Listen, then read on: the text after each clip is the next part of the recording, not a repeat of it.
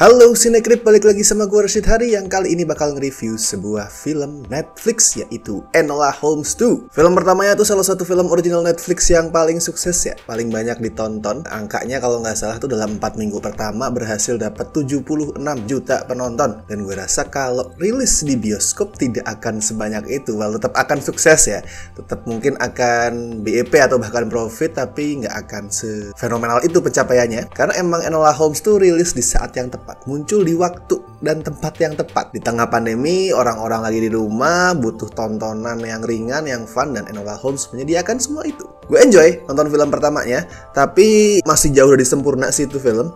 Naskahnya nggak cukup kuat buat mendukung durasinya yang sampai 2 jam, dan konklusinya gue gak kecewa, jujur. Itu kan film soal empowerment, pengen ngasih lihat gimana Enola tuh unggul, baik dibandingkan sama perempuan ataupun sama laki-laki. Tapi dia nggak pernah bener-bener mecahin kasusnya loh itu. Itu kasus terpecahkan kayak bukan sepenuhnya karena kualitas dia. Dan Enola Holmes tuh berhasil memperbaiki kekurangan itu.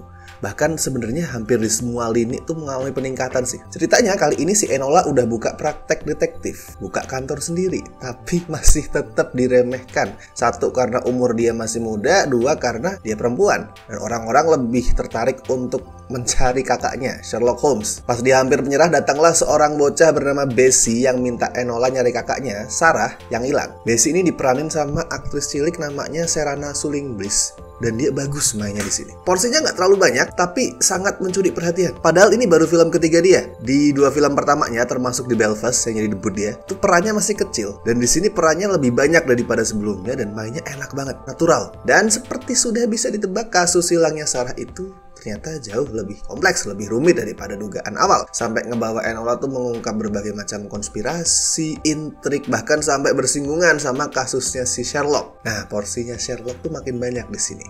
Dari perspektif jualan gue sangat paham itu, sangat paham keputusan menambah porsinya Sherlock karena adanya Henry Cavill tuh pasti bikin penonton makin antusias. Secara teori, kalau Henry Cavill perannya ditambah, jumlah penonton juga nambah. Tapi di sisi lain gue juga khawatir sih. Khawatir kalau itu bakal mengganggu ceritanya. Padahal kan ini cerita soal Enola, dan secara lebih general ini adalah cerita soal perempuan. Kalau Sherlock terlalu dominan, bisa rusak itu cerita.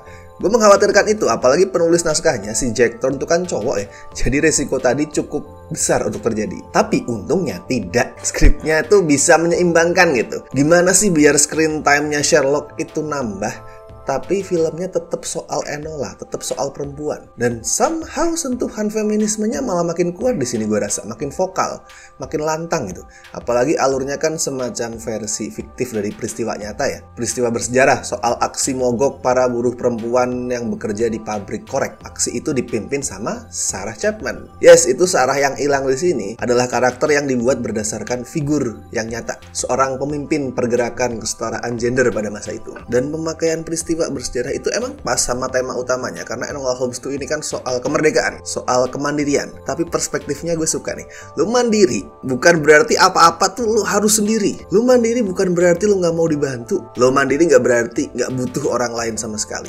Dan film ini menyempurnakan proses Enola untuk memahami itu. Nama Enola sendiri kan kalau dibalik jadinya alone ya. Yang artinya seharusnya si Enola adalah kebalikan dari alone. Seharusnya dia tidak sendirian. Tapi selama ini dia masih terjebak pada pemikiran, oke, gue mandiri, gue harus sendirian. Ngapa-ngapain sendirian, gak butuh bantuan. Dan di film kedua inilah Enola mulai menyadari kesalahan itu. Mulai belajar untuk gimana jadi mandiri tanpa harus mengasingkan diri dari orang lain. Dia butuh bantuan kakaknya, dan itu bukan bentuk ketergantungan. Dia boleh jatuh cinta, dan itu bukan bentuk ketidakmandirian. Dan soal jatuh cinta, gue suka juga sih sama elemen romansa di film ini. Romansa antara Enola sama Tewksbury. Dinamika gendernya itu menarik. Si cowok ngajarin ceweknya nari, sedangkan si cewek ngajarin cowoknya berantem. Walaupun bukan hal baru, tapi itu adalah sentuhan menarik untuk mengutak-atik dinamika gender yang biasanya dipakai jadi pakem di film-film Hollywood mainstream. Kalau soal Sherlock Holmes sendiri, sorry nih buat fans Robert Downey Jr. dan Benedict Cumberbatch, gue suka keduanya. Gue suka 2 versi yang mereka mainkan. Tapi di antara figur Sherlock di dunia pop culture modern, gue paling suka versinya Henry Cavill sih. He's the kind of Sherlock, tetap karismatik tapi nggak kehilangan sisi dia sebagai detektif yang antisosial, yang nggak percaya sama orang lain. Dan sama kayak Enola, buat Sherlock, film ini adalah sebuah proses dia berubah jadi semacam sosiopat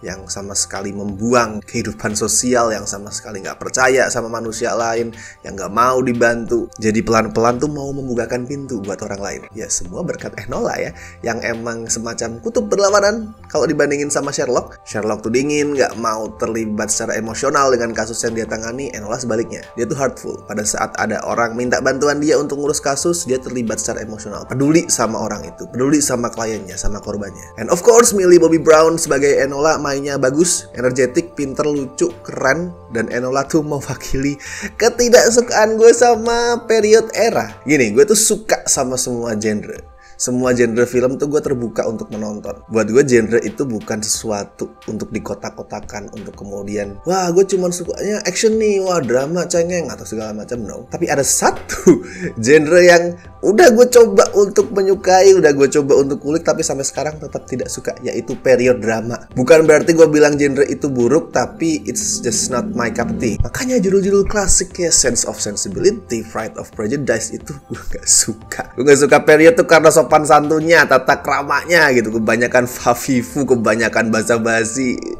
nggak cocok. Dan Enola, walaupun dia hidup di era period ya, di era 1800-an, dia juga benci sama segala tetek bengek sopan santun itu. Makanya gue suka sama dia, cocok nih sama karakter satu ini. Tapi di luar semua kelebihan itu, biar gimana pun Enola Holmes adalah film detektif. Harus ada kisah detektif yang oke, harus ada misteri yang mengikat, harus ada teka-teki yang menarik, dan semua itu ada. Enola Holmes tuh berhasil ngasih gue kepuasan yang sama kayak protagonisnya.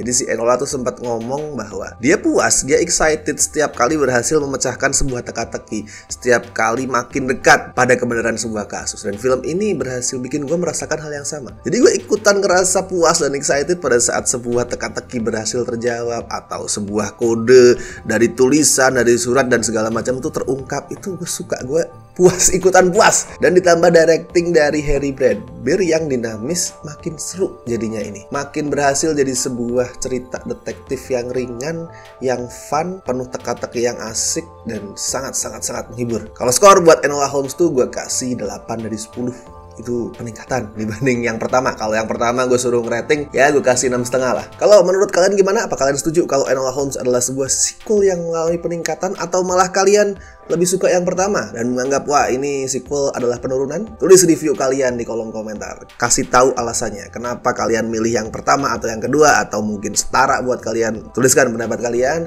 And please jangan lupa juga like video ini, subscribe, share di medsos kalian. Dan sekali lagi, misalkan kalian ingin membantu Cinecrip dengan cara memberikan donasi seikhlasnya, bisa klik tombol super thanks di bawah. Oke, dan gue Rashid Hari, and see you in the next video.